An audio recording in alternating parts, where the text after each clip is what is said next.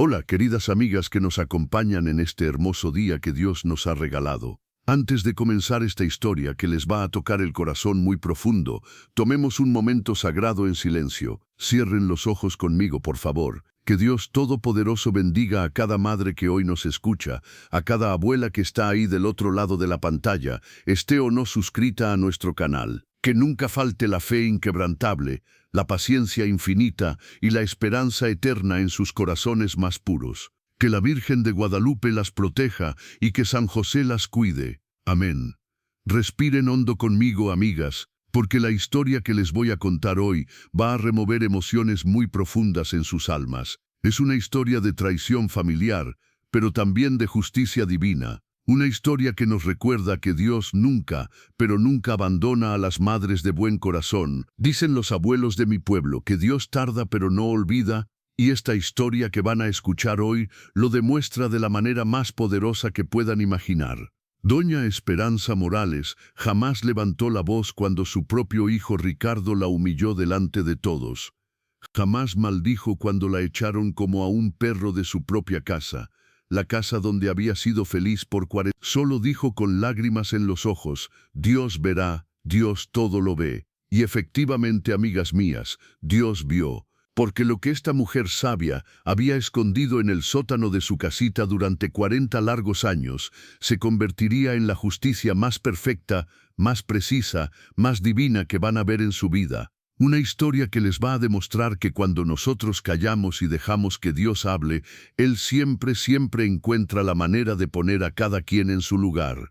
Si alguna vez las han traicionado, si alguna vez las han despreciado por su edad, si alguna vez han sentido que la injusticia las ahoga, esta historia es para ustedes, porque van a ver cómo el silencio de una madre se convierte en el grito más fuerte de la justicia. En el corazón mismo de Guadalajara, Jalisco, en ese barrio de Santa Ana Tepantitlán, donde las casitas se abrazan unas con otras y donde todo el mundo se conoce desde hace generaciones, ahí vivía una mujer que todos respetaban. Se llamaba Esperanza Morales y llevaba ese nombre como una profecía, porque esperanza es lo que siempre tuvo, incluso en los momentos más oscuros.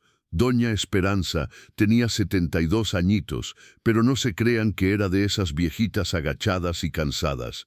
No, señores. En sus ojos color café todavía brillaba el fuego de esa muchacha valiente que había sido en su juventud.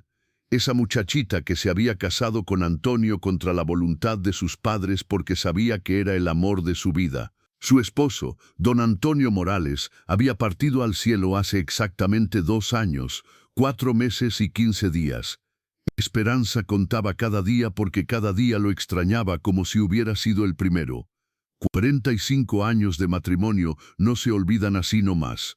45 años de levantarse juntos al alba, de tomarse el cafecito en el mismo jarrito, de rezar el rosario todas las noches antes de dormir, de criarse a los hijos, de pasar las enfermedades juntos, de celebrar los cumpleaños, de llorar las penas y de reírse de las tonterías de la vida.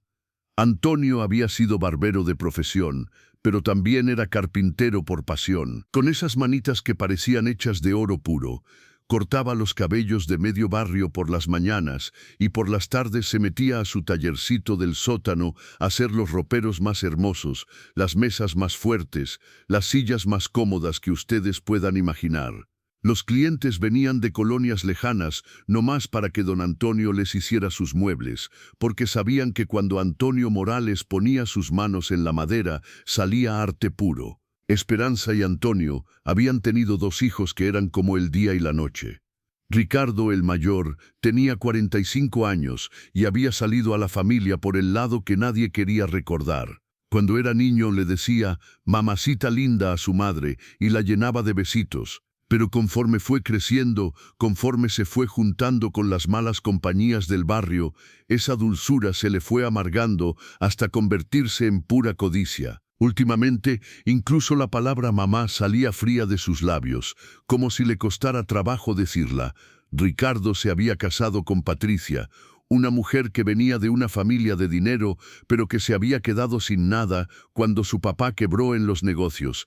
Patricia era de esas nueras celosas que nunca están contentas con nada. siempre echándole ojito a las cositas de la suegra, siempre preguntándose cuánto costarían los collarcitos, las pulseras, los aretitos que Esperanza se había comprado con tanto sacrificio durante todos esos años de trabajo. El matrimonio de Ricardo y Patricia era un desastre. Ricardo no tenía trabajo fijo porque era muy orgulloso para los trabajos humildes y muy flojo para los trabajos que requerían esfuerzo. Patricia se la pasaba quejándose todo el día de que no tenían dinero, de que las amigas tenían carros del año, de que ellos vivían en una casita prestada mientras otros tenían mansiones. La hija menor de Esperanza se llamaba Sofía, tenía 40 años y era el polo opuesto de su hermano. Sofía era buena muchacha, trabajadora, humilde, cariñosa con su mamá, pero tenía un defecto terrible, era cobarde.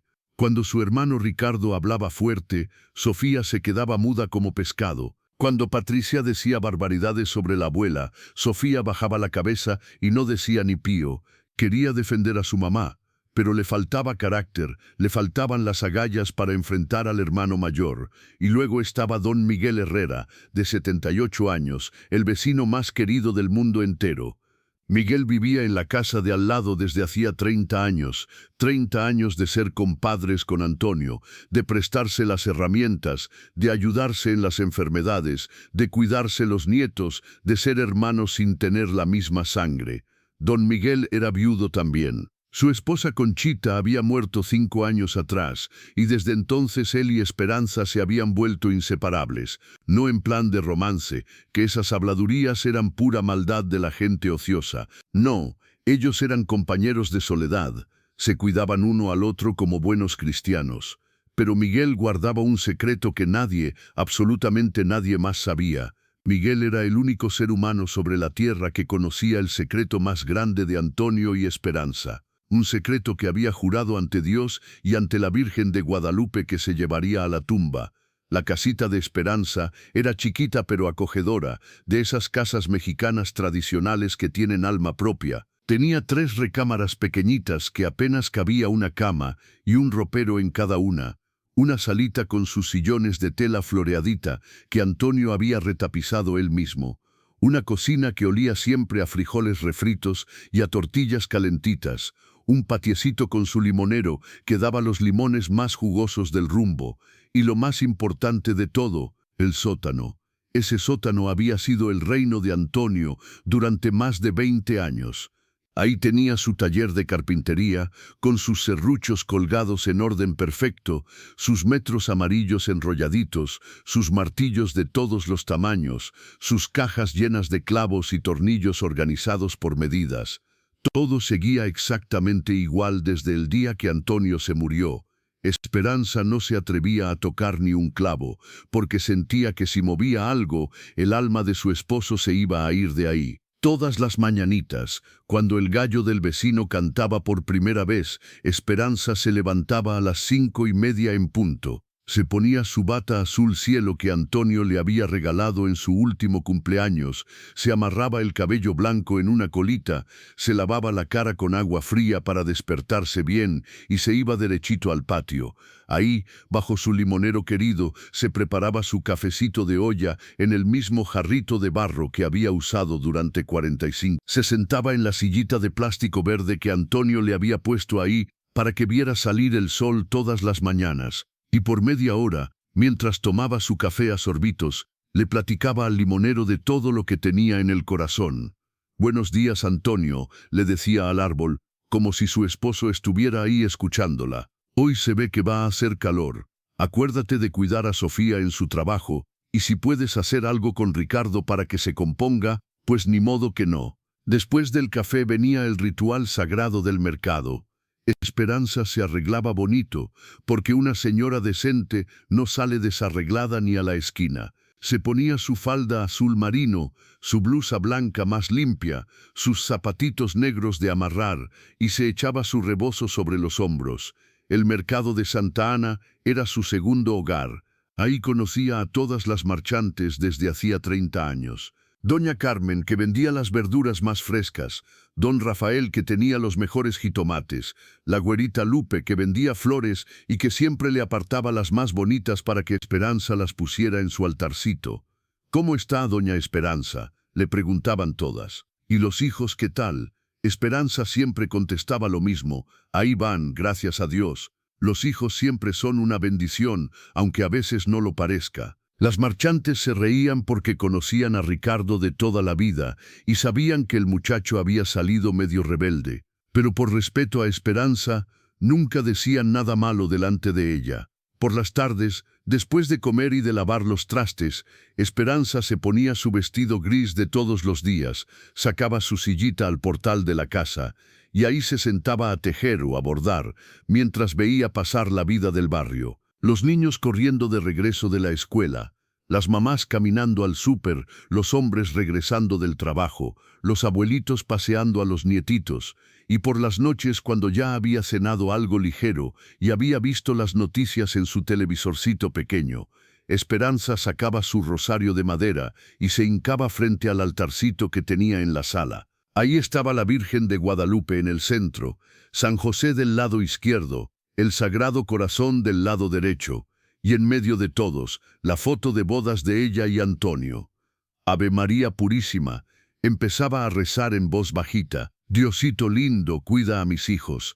Haz que Ricardo recapacite y se vuelva el muchacho bueno que era antes. Ayuda a Sofía a encontrar un buen hombre que la haga feliz. Y si no es mucha molestia, mándame un abrazo de mi Antonio». Pero últimamente las oraciones de Esperanza habían cambiado de tono. Últimamente se había dado cuenta de que Ricardo la veía con otros ojos.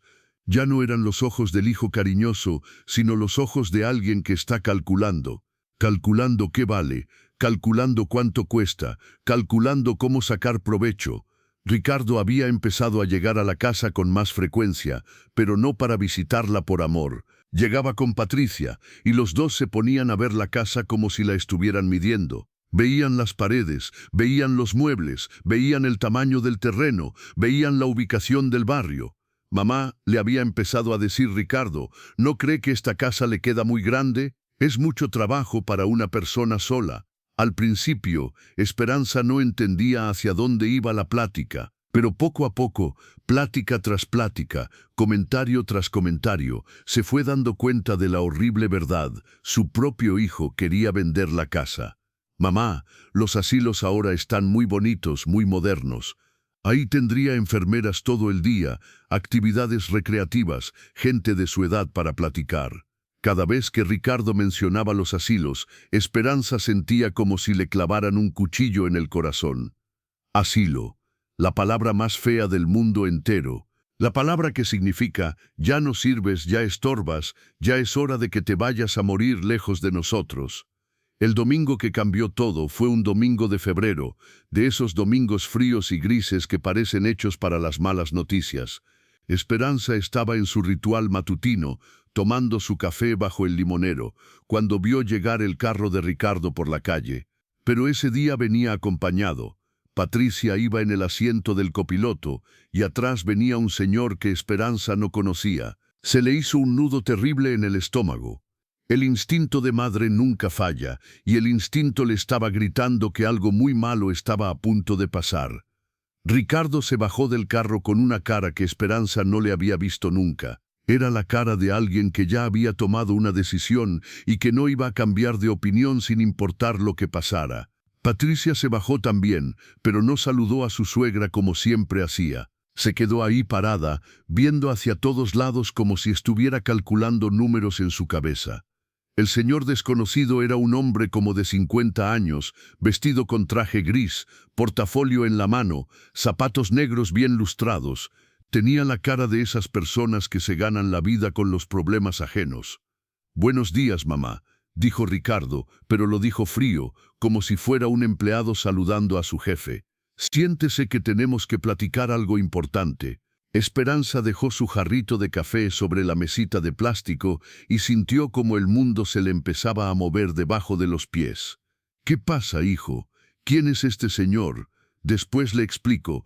Primero siéntese». Los cuatro se metieron a la sala. Patricia se sentó en el sillón de la esquina, pero no se acomodó como si fuera a estar mucho tiempo.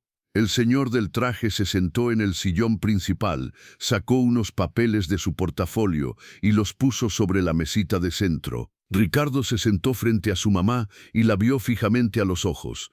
Esperanza se sentó despacio en su sillón favorito, el sillón donde se había sentado todas las noches durante 20 años a ver las telenovelas con Antonio. Las manos le temblaban sin que ella pudiera controlarlas. «Mamá», empezó Ricardo con esa voz que usan los vendedores cuando quieren convencerte de algo que no necesitas, «ya es hora de que platiquemos sobre su futuro». «¿Mi futuro? No entiendo, hijo». «Su futuro», repitió Ricardo, «porque usted ya está grande, ya no puede vivir sola en una casa tan grande, ya es peligroso para su seguridad». El señor del traje abrió su portafolio y sacó más papeles. «Permítame presentarme, señora. Soy el licenciado Hernández, especialista en Derecho Familiar y Patrimonial. Su hijo me pidió que viniera para explicarle la mejor opción para su situación». Esperanza vio al licenciado y después vio a Ricardo. «¿Cuál situación? Yo no tengo ninguna situación». Patricia ya no aguantó estar callada. «Tía Esperanza, no se ponga difícil. La verdad es que usted ya está muy grande para manejar sola esta propiedad. Es mucho trabajo, es mucho gasto, es mucho riesgo. Si se cae, si se enferma, si le pasa algo, ¿quién va a estar aquí para ayudarla?» «Están ustedes», dijo Esperanza con la voz quebrada. «Están mis hijos para cuidarme». Ricardo movió la cabeza como si su mamá hubiera dicho algo muy tonto. «Mamá, nosotros tenemos nuestras vidas, nuestros trabajos, nuestras responsabilidades. No podemos estar viniendo aquí todos los días a ver si está bien». El licenciado se acomodó los lentes y empezó con su discurso preparado. «Doña Esperanza, entiendo que debe ser difícil considerar un cambio a su edad, pero la realidad es que las estadísticas muestran que las personas de la tercera edad que viven solas tienen un riesgo muy alto de sufrir accidentes domésticos, caídas, quemaduras, intoxicaciones». «Yo no soy de la tercera edad», interrumpió Esperanza con más valor del que sentía. «Yo soy una persona grande que puede cuidarse sola. Mamá, por favor, no sea necia». Ricardo alzó la voz por primera vez. «Usted tiene 72 años, ya es oficial que está en la tercera edad, y ya es oficial que necesita cuidados especializados. Esta casa la hice con su papá. Aquí nacieron ustedes, aquí crecieron, aquí fuimos felices durante 45 años. ¿Cómo me piden que la abandone?» Patricia suspiró como si estuviera perdiendo la paciencia con una niña caprichosa. «Tía, entienda, ya no es época de sentimentalismos, hay que ser práctica. Esta casa vale mucho dinero, dinero que usted necesita para pagar una residencia geriátrica de primera calidad». La palabra residencia geriátrica cayó sobre Esperanza como una losa de cemento. Se quedó callada por unos segundos que parecieron horas, procesando la realidad de lo que estaba pasando. Su propio hijo, la criatura que había salido de sus entrañas, que había amamantado, que había cuidado en las enfermedades, que había educado con amor y sacrificio, la estaba corriendo de su propia casa.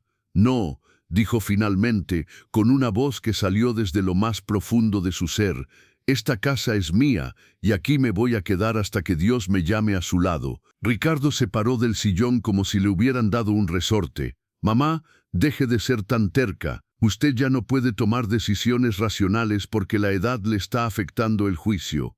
El licenciado tosió para llamar la atención. «Doña Esperanza, permítame ser muy claro con usted. Su hijo tiene bases legales para solicitar una tutela por incapacidad mental debido a la edad.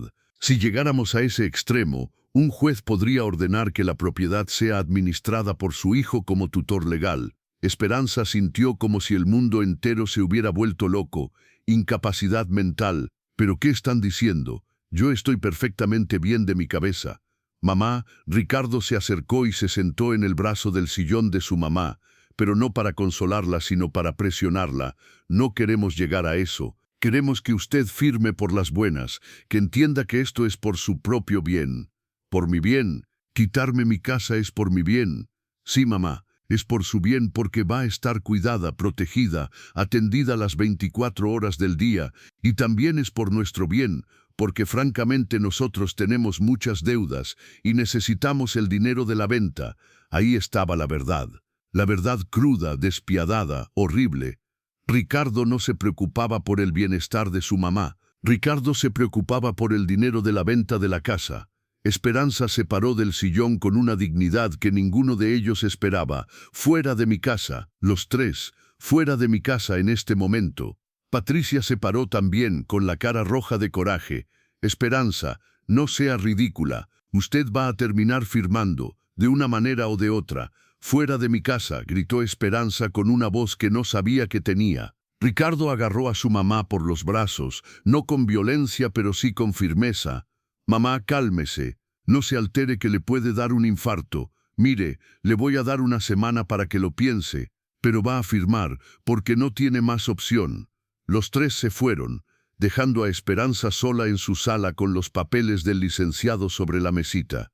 Esperanza se quedó ahí parada, temblando, sin saber si lo que acababa de pasar era real o una pesadilla. Caminó hasta la ventana y vio cómo se subían al carro. Antes de arrancar, Ricardo bajó el vidrio y le gritó: «Una semana, mamá, una semana y regresamos». Esa noche Esperanza no pudo cenar ni un bocado. Se quedó sentada en su cocina, viendo el plato de sopa que se enfriaba sin que ella le hiciera caso. La cabeza le daba vueltas como si hubiera estado en una feria, y el corazón le latía tan fuerte que podía escucharlo en el silencio de la casa. A las 8 de la noche, cuando ya no pudo aguantar más la angustia, salió al patio y caminó los 15 pasos que había entre su puerta y la puerta de don Miguel. Tocó suavecito, como tocan las personas que tienen pena de molestar. «¿Quién es?», se escuchó la voz de Miguel desde adentro. «Soy yo, Miguel. Esperanza». Don Miguel abrió la puerta y inmediatamente se dio cuenta de que algo estaba muy mal. Esperanza tenía los ojos rojos de haber llorado, la cara descompuesta, las manos temblando. «¿Qué pasó, Esperanza? ¿Estás enferma?» «Miguel», le dijo con la voz quebrada, «¿puedo pasar? Necesito platicar contigo de algo muy grave».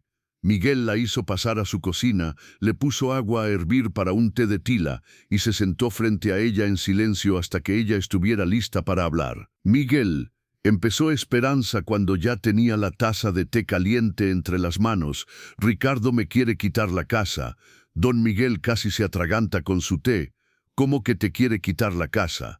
Vinieron hoy en la mañana, Ricardo, Patricia y un licenciado. Dicen que ya estoy muy vieja para vivir sola, que tengo que irme a un asilo, que tienen que vender la casa».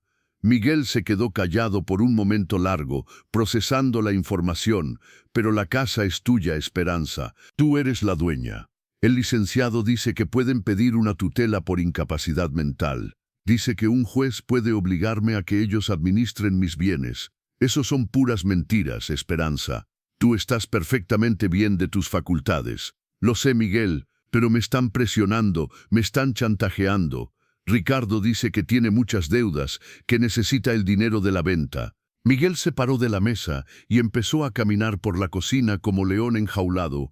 «Ese muchacho desgraciado, después de todo lo que tú hiciste por él, después de todos los sacrificios». «Miguel», Esperanza lo interrumpió con una voz muy seria, «necesito preguntarte algo y necesito que me contestes la verdad. Dime, ¿tú crees que debo contarle a Ricardo del tesoro?» Miguel se quedó helado. Habían pasado 2 años desde la muerte de Antonio. Y era la primera vez que Esperanza mencionaba directamente el secreto que los tres habían guardado durante tanto tiempo.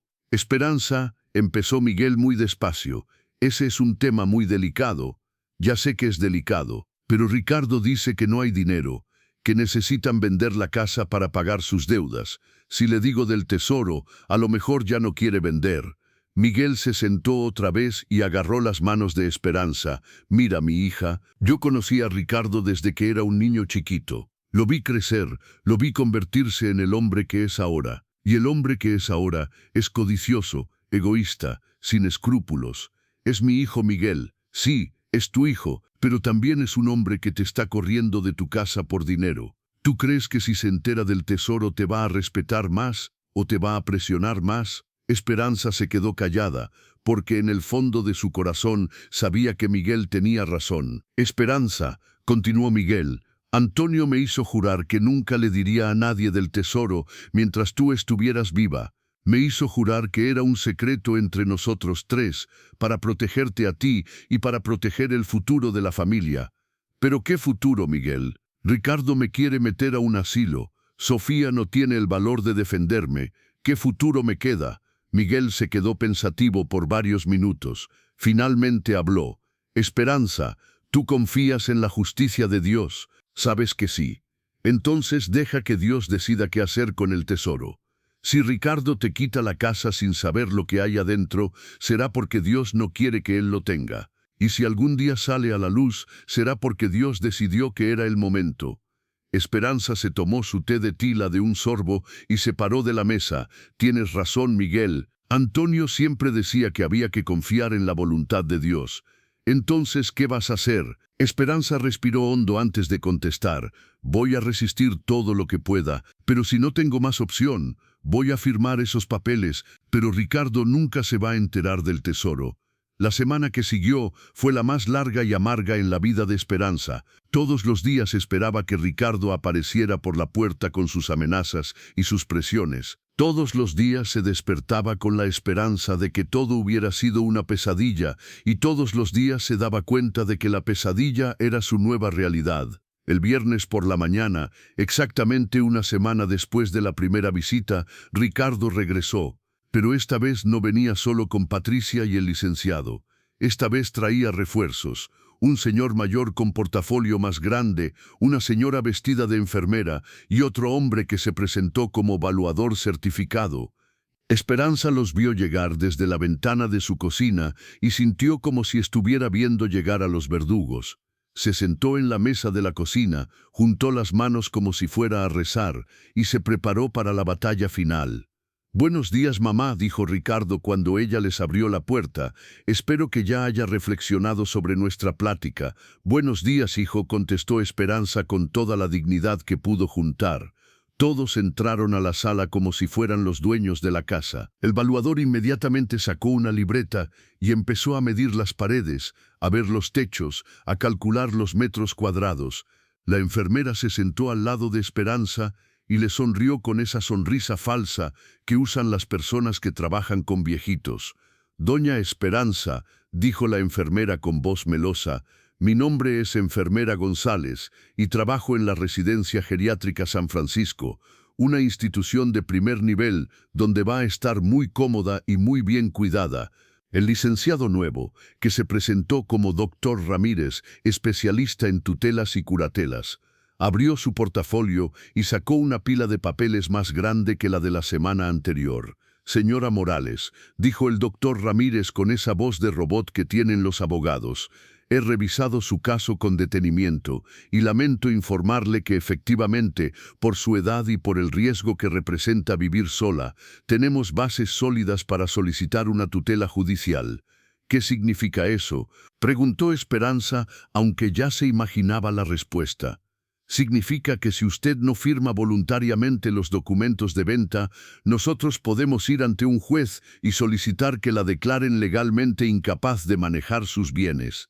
En ese caso, su hijo quedaría como tutor legal y podría vender la propiedad sin su consentimiento». Patricia se acercó al sillón de su suegra y se sentó en el brazo, como si fuera su mejor amiga. «Tía, ¿para qué hacer las cosas por la fuerza? Es mejor que firme por las buenas y que todos quedemos contentos».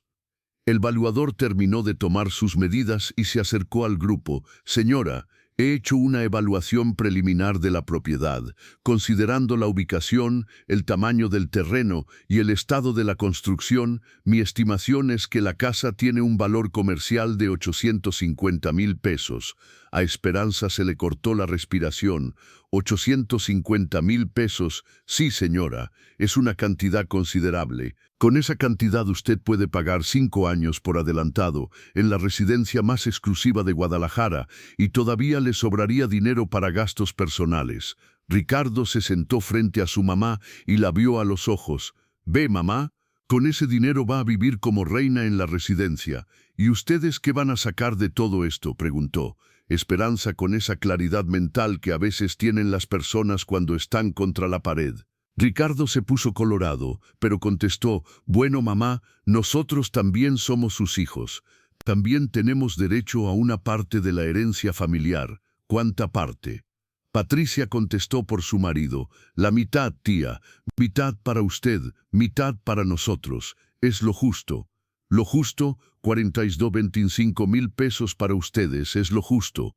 El doctor Ramírez intervino: «Señora Morales, ese es un acuerdo muy generoso de parte de su hijo. Legalmente, él podría esperar a que usted fallezca y heredar toda la propiedad.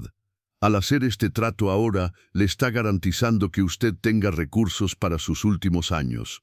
«Mis últimos años», repitió Esperanza. «Hablan como si ya me estuviera muriendo». La enfermera González le puso la mano en el hombro. «Doña Esperanza, no se ponga triste. En la residencia va a conocer gente de su edad. Va a tener actividades todos los días. Va a tener atención médica a las 24. Y si no quiero conocer gente nueva, y si quiero quedarme con mis vecinos de toda la vida, y si quiero morir en mi propia casa como murió mi esposo». Ricardo se paró del sillón con impaciencia. «Mamá, deje de ser tan dramática. Nadie se va a morir. Usted va a estar mejor cuidada que nunca». El doctor Ramírez puso los papeles sobre la mesa. «Señora Morales, necesito que tome una decisión hoy. O firma voluntariamente, o nosotros iniciamos el proceso legal el lunes por la mañana». Esperanza vio los papeles sobre la mesa. Vio las caras expectantes de todas esas personas que estaban esperando que ella destruyera su propia vida. Vio la cara de Ricardo, su hijo, el bebé que había cargado en brazos, que ahora la veía como si fuera un estorbo que había que quitar del camino. «¿Si firmo?», preguntó con la voz muy pequeña. «¿Cuándo me tengo que ir?». «Inmediatamente», contestó Patricia. «Ya apartamos lugar en la residencia. Se puede ir hoy mismo si quiere». «¿Hoy mismo?». «Bueno, le damos hasta mañana para que empaque sus cosas personales, pero la casa tiene que quedar libre para que el nuevo dueño pueda tomar posesión». Esperanza cerró los ojos y en silencio le rezó a Antonio: «Antonio, perdóname por lo que voy a hacer. Perdóname por no pelear más, pero ya no tengo fuerzas, ya no tengo con qué luchar». Abrió los ojos, agarró la pluma que le ofrecía el doctor Ramírez y firmó su nombre en todos los papeles. Esperanza Morales escribió con letra temblorosa en cada línea que le indicaban. Cuando terminó de firmar, se hizo un silencio terrible en la sala. Patricia le arrebató los papeles de las manos, como si tuviera miedo de que Esperanza se fuera a arrepentir. Ricardo se veía aliviado pero también culposo. Los abogados empezaron a guardar las copias en sus portafolios. «Mamá», dijo Ricardo con una voz que trataba de sonar cariñosa, «va a ver que esto fue lo mejor. Va a ser muy feliz en la residencia». Esperanza se paró del sillón y caminó hacia la puerta. «Váyanse, todos, déjenme sola. Mamá, váyanse». Y se fueron, dejándola sola con el eco de su propia traición, resonando en las paredes de la casa que ya no era suya. Al día siguiente amaneció nublado, como si hasta el cielo estuviera triste por lo que iba a pasar. Esperanza se levantó más temprano que de costumbre, a las 5 de la mañana, porque sabía que ese iba a ser el último amanecer en su casa. Se fue derechito al sótano, a ese lugar sagrado donde Antonio había trabajado durante tantos años. Ahí estaba todo exactamente igual, las herramientas colgadas en su lugar, los pedazos de madera ordenados por tamaños, el banco de trabajo donde Antonio se sentaba a tallar los detalles más finos de sus muebles. Pero Esperanza no había bajado para despedirse del taller, había bajado para despedirse del secreto más grande de su vida. En el rincón más oscuro del sótano, detrás de la pila de tablas viejas, había una pared que parecía igual a todas las demás, pero esa pared era especial. Antonio la había construido en 1985, ladrillo por ladrillo, con sus propias manos, y detrás de esa pared, Esperanza puso la mano sobre los ladrillos y cerró los ojos. «Antonio, mi amor, perdóname. Perdóname por no poder proteger tu tesoro. Perdóname por ser tan cobarde». Durante 40 años, desde que se casaron, Antonio y Esperanza habían guardado cada peso extra que les sobraba. No en el banco, porque no confiaban en los bancos. No en una caja fuerte, porque no tenían dinero para comprar una. Lo guardaban de la manera más antigua del mundo, escondido en su propia casa. Cada mes, cuando Antonio cobraba por un mueble especial, cuando Esperanza vendía tamales en la esquina para sacar un dinero extra, cuando les llegaba un regalo de dinero en Navidad o en los cumpleaños, guardaban una parte. No todo, porque tenían que vivir, pero siempre una parte. Monedas de oro que Antonio compraba cuando el peso se devaluaba. Joyas antiguas que Esperanza heredó de su abuela y que nunca vendió. Billetes viejos que ya no circulaban pero que valían mucho para los coleccionistas. Relojes de bolsillo que Antonio compraba en los remates. Cadenas de plata que compraban poquito a poquito. Todo estaba ahí, detrás de esa pared falsa, envuelto en plásticos, guardado en cajas de metal, protegido de la humedad y del tiempo. Era su seguro para la vejez, su tranquilidad para los días difíciles, su herencia para los hijos cuando ellos se murieran. Pero los hijos no habían esperado a que se murieran. Los hijos habían decidido que ya era hora de cobrar su herencia. Si supieran, murmuró Esperanza acariciando la pared, si supieran lo que hay aquí, me matarían para quedarse con todo. A las 9 de la mañana llegó el camión de mudanzas. 2 hombres jóvenes, fuertes, que hablaban en voz alta y se reían de sus propios chistes. Para ellos era un día normal de trabajo. Para Esperanza era el día que terminaba su vida. «Señora, ¿qué nos llevamos?», preguntó uno de los cargadores. Esperanza los llevó por toda la casa, señalando sus pertenencias. «Esta cómoda, sí. Este ropero, también. La cama de la recámara principal. La mesa de la cocina. No, esa es muy grande. Los sillones de la sala, tampoco. La televisión, sí. Las fotografías, todas. Los santos del altarcito, todos. La ropa, toda. 45 años de vida matrimonial cabían en 10 cajas de cartón y 4 muebles pequeños. Don Miguel llegó a las 10 para ayudar con la supervisión.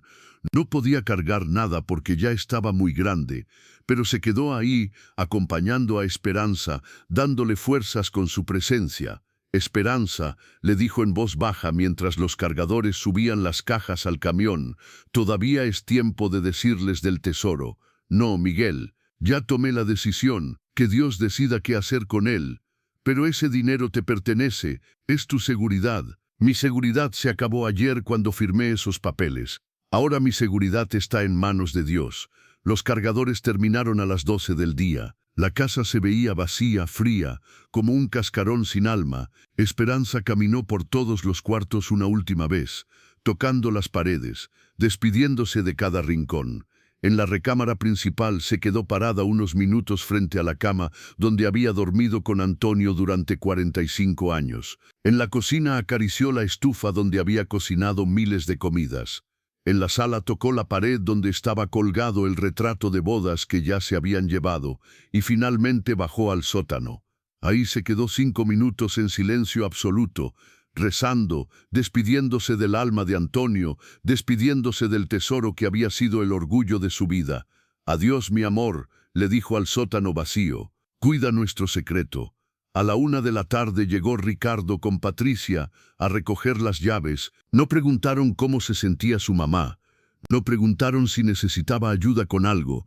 Solo querían las llaves para poder entregarle la casa al nuevo dueño.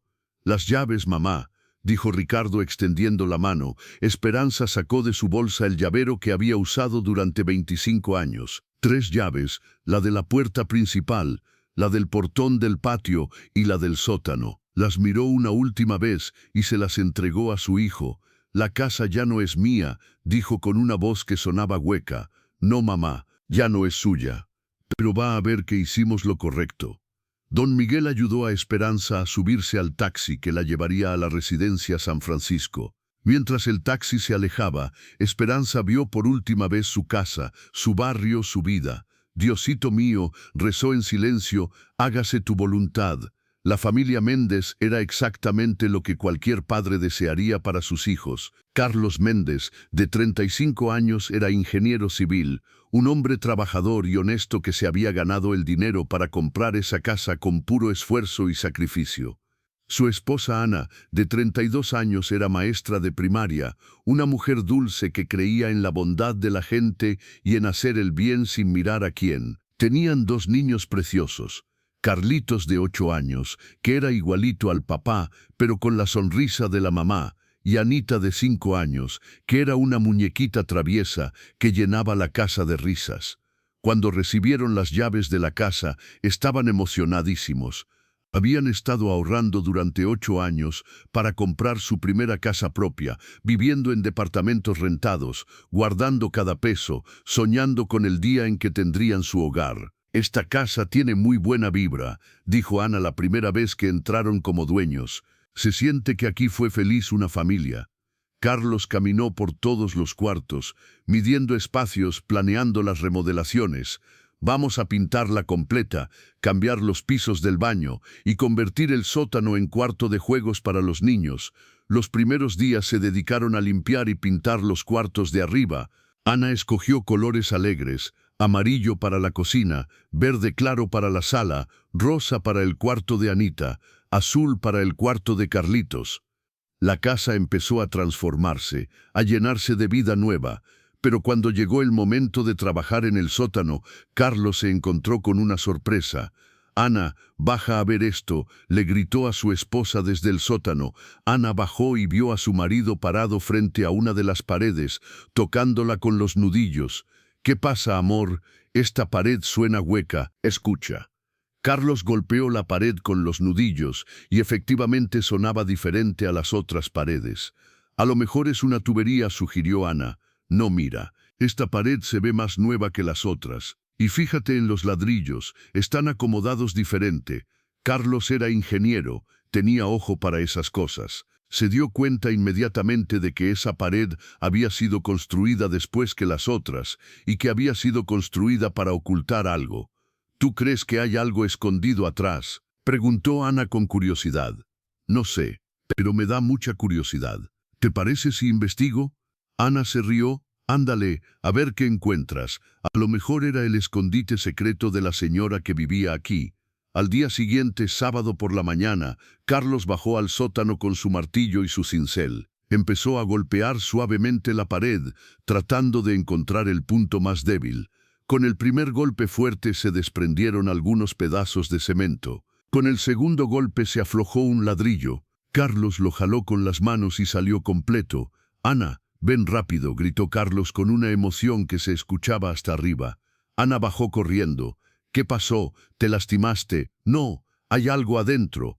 Ana se acercó al hoyo que había hecho Carlos en la pared. Metió la mano y tocó algo duro, como metal.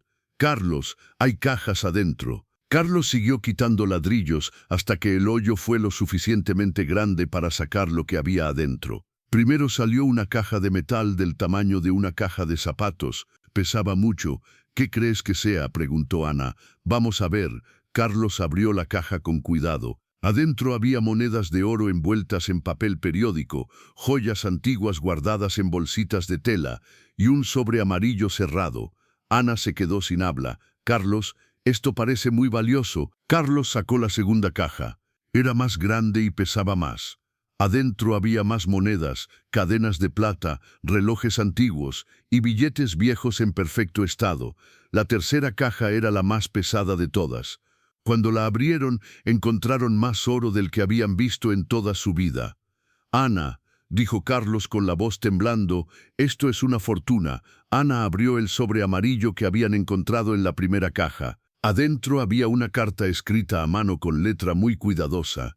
«Este tesoro lo juntamos mi esposa, Esperanza, y yo durante 40 años de matrimonio. Cada peso que aquí está representa un sacrificio, una renuncia, una esperanza para el futuro. Si alguien encuentra esto después de que nosotros hayamos partido, que sepa que este dinero fue ganado con trabajo honesto y guardado con amor. Que Dios bendiga a quien lo encuentre y que lo use para hacer el bien». Antonio Morales, 1985. Carlos y Ana se miraron uno al otro con los ojos llenos de lágrimas. «Carlos, este tesoro no es nuestro».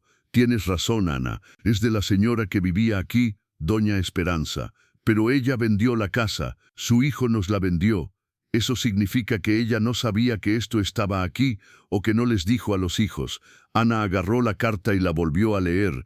«Carlos, dice que lo juntaron durante 40... Esa señora trabajó toda su vida para guardar este dinero. Carlos se paró y empezó a caminar por el sótano, pensando, Ana, tenemos que hacer lo correcto.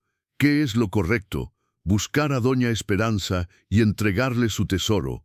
Carlos no durmió esa noche. Se la pasó dando vueltas en la cama, pensando en las cajas de tesoro que había escondido en el ropero de su recámara, pensando en la carta de don Antonio, pensando en doña Esperanza. Ana le dijo a su esposa el domingo por la mañana, voy a llamar a la policía. ¿Estás seguro? Completamente seguro. Este tesoro no es nuestro y tenemos que entregarlo a su legítima dueña. A las 10 de la mañana Carlos llamó a la policía municipal. Buenos días, quiero reportar el hallazgo de un tesoro en mi casa. ¿Un tesoro, señor? Sí, compré una casa y encontré cajas con oro y joyas escondidas en una pared. Tengo una carta que dice que pertenecía a los dueños anteriores. Media hora después llegaron 2 policías a la casa de Carlos, el comandante Ruiz y el agente Fernández. Carlos les mostró las cajas, les enseñó la carta, les explicó toda la situación. Señor Méndez, dijo el comandante Ruiz, esto es muy delicado. Vamos a tener que hacer una investigación completa para determinar a quién pertenece legalmente este tesoro.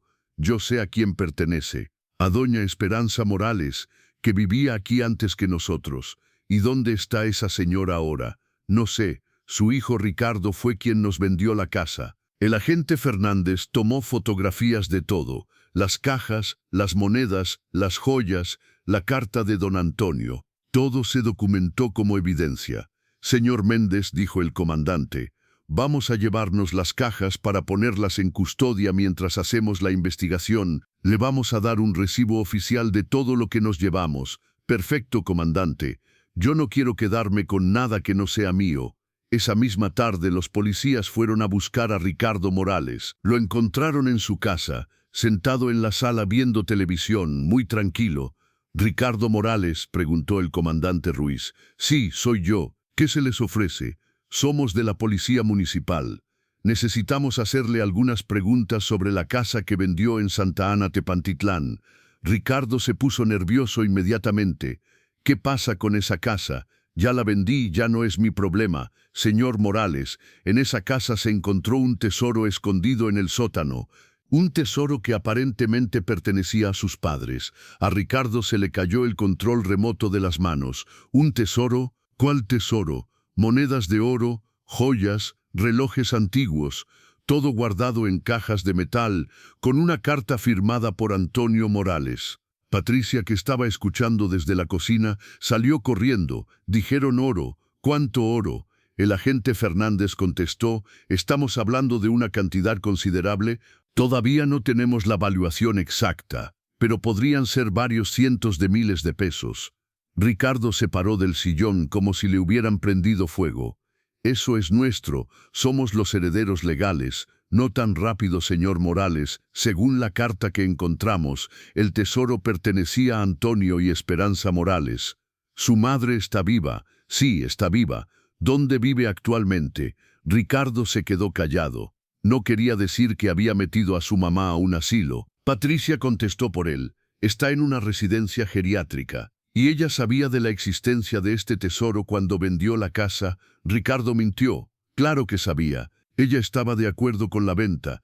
El comandante Ruiz lo vio fijamente a los ojos. «Señor Morales, vamos a necesitar hablar con su madre personalmente. ¿Nos puede dar la dirección de la residencia?». Ricardo no tuvo más remedio que darles la dirección de la residencia San Francisco. El lunes por la mañana, el comandante Ruiz y el agente Fernández llegaron a la residencia San Francisco. Era un lugar limpio pero triste, lleno de viejitos sentados en sillas de ruedas viendo pasar las horas. Preguntaron por doña Esperanza Morales en la recepción. «Sí, aquí está», dijo la enfermera. «Llegó hace una semana, está en el jardín».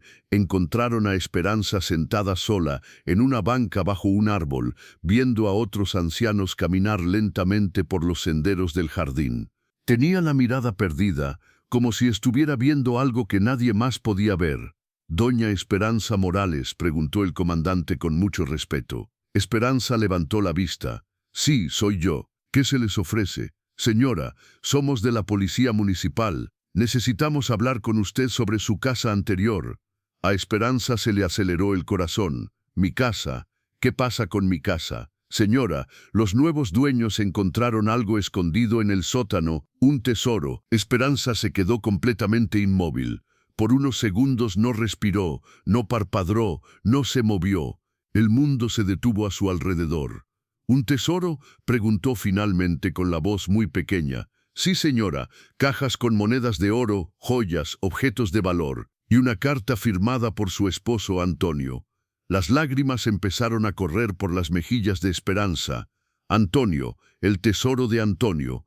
El agente Fernández se sentó junto a ella. Señora, ¿usted sabía que ese tesoro estaba ahí? Claro que sabía, dijo Esperanza entre sollozos. Lo guardamos juntos durante 40 años. Cada peso, cada moneda, cada centavo. ¿Y por qué no se lo dijo a su hijo cuando vendió la casa? Esperanza se limpió las lágrimas con el pañuelo, porque mi hijo me sacó de mi casa por codicia. Si hubiera sabido del tesoro, me habría tratado peor todavía. El comandante Ruiz entendió inmediatamente la situación. Señora, ¿su hijo la obligó a vender? Sí, me dijo que ya estaba muy vieja, que tenía que irme a un asilo, que necesitaba el dinero para pagar sus deudas. ¿Y usted no quería vender? Jamás quise vender. Esa casa era mi vida, era mi hogar, era el lugar donde fui feliz con mi Antonio. Los dos policías se miraron uno al otro. Era obvio que doña Esperanza había sido víctima de abuso familiar. Señora, dijo el comandante, tengo que informarle que ese tesoro legalmente le pertenece a usted. Esperanza levantó la cabeza. ¿A mí? Sí, señora. Su hijo vendió la casa, pero el tesoro no estaba incluido en la venta porque él no sabía que existía. Además, según la carta de su esposo, el tesoro es específicamente suyo. Eso quiere decir que usted es la dueña legal de todo lo que estaba escondido en esa pared.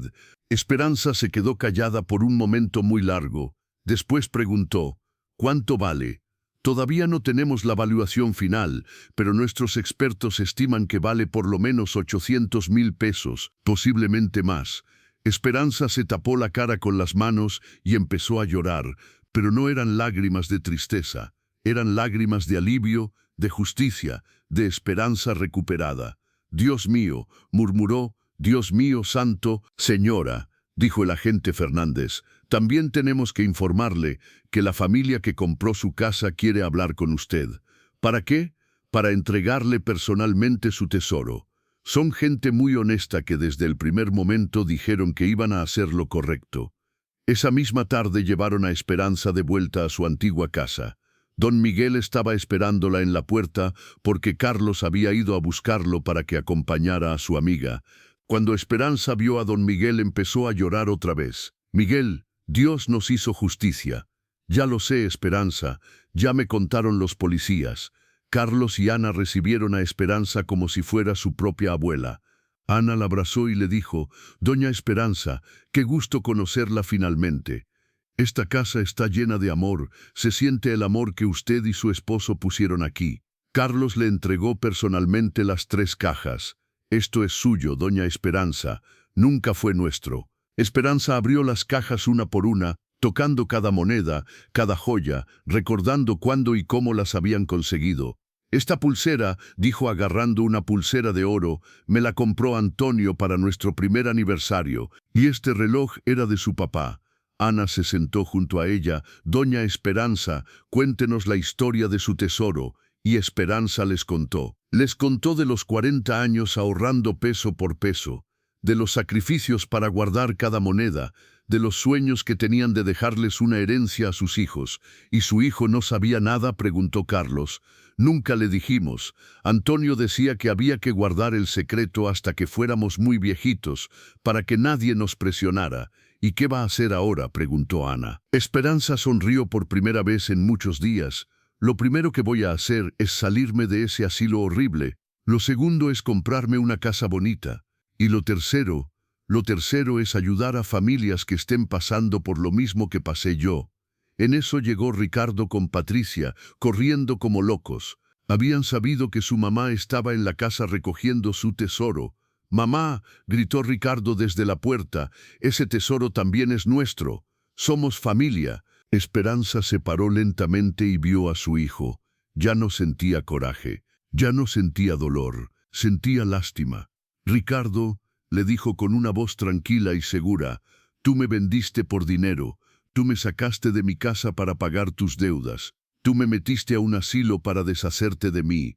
Mamá, nosotros no sabían porque nunca quisieron saber, nunca les importé yo, solo les importó mi dinero». Patricia trató de acercarse. «Esperanza, tía, podemos arreglar todo esto». Esperanza la interrumpió. «No hay nada que arreglar, Patricia. Ustedes tomaron su decisión cuando firmé esos papeles. Ahora Dios tomó la suya». El comandante Ruiz se acercó a Ricardo. «Señor Morales, este tesoro no le pertenece. Su madre vendió la casa bajo presión, pero el tesoro siempre fue de ella. Pero somos los herederos legales. Los herederos heredan cuando la persona muere. Su madre está muy viva y es perfectamente capaz de administrar sus bienes». Ricardo se quedó ahí parado, viendo cómo se le escapaba la fortuna de las manos, viendo cómo su propia codicia lo había llevado a perder todo. 6 meses después, doña Esperanza vivía en una casa preciosa en la colonia del Valle, con un jardín lleno de flores y un limonero igual al que tenía en su casa anterior. Don Miguel se había ido a vivir con ella, y los dos se cuidaban mutuamente como los buenos amigos que habían sido siempre.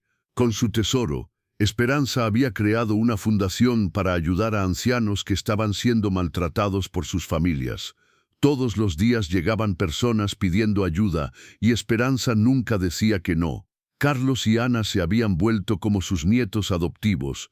Los visitaban todos los domingos, llevaban a sus niños para que jugaran en el jardín, compartían la comida familiar. Sofía, la hija buena, había venido a pedirle perdón a su mamá por no haberla defendido cuando Ricardo la estaba presionando. Esperanza la había perdonado inmediatamente, y ahora Sofía la visitaba todas las tardes después del trabajo. Ricardo y Patricia habían perdido todo. Sin el dinero de la venta de la casa, no pudieron pagar sus deudas. Tuvieron que vender su carro, su casa, sus cosas. Se fueron a vivir a un cuarto de azotea, trabajando en lo que podían encontrar. Ricardo nunca volvió a buscar a su mamá. Su orgullo no le permitía pedirle perdón después de todo lo que había hecho. Pero Esperanza ya no sentía rencor hacia él. Todas las noches, cuando rezaba su rosario, pedía por Ricardo: «Diosito, ayuda a mi hijo a encontrar el camino de vuelta, ayúdalo a entender que el amor vale más que el dinero». Y todas las mañanas, cuando tomaba su café bajo el limonero nuevo, Esperanza le daba gracias a Dios. «Gracias, Antonio, por cuidarme desde el cielo. Gracias por enseñarme que la justicia de Dios siempre llega, aunque a veces tarde un poquito. Dicen que Dios tarda, pero no olvida, y esta historia lo demuestra». Queridas amigas que llegaron hasta el final de esta historia, ahora lo entienden. Doña Esperanza nunca gritó, nunca se vengó, nunca levantó la mano contra su propio hijo, solo confió en Dios, y Dios actuó. Esta historia nos deja 3 enseñanzas que nunca debemos olvidar. Primera, nunca maltrates a tus padres. La vida siempre devuelve lo que damos. Segunda, Dios protege a las madres de buen corazón, aunque parezcan solas y abandonadas. Y tercera, la paciencia y la fe hacen justicia, aunque tarde un poco. Si esta historia tocó tu corazón, escribe en los comentarios justicia. Si pensaste en tu mamá o en tu abuela, escribe amén. Suscríbete para recibir una nueva historia cada semana. Aquí siempre tendrás un lugar seguro para tu corazón. Que Dios te bendiga. Que la Virgen de Guadalupe te cuide. Nos vemos en la próxima historia.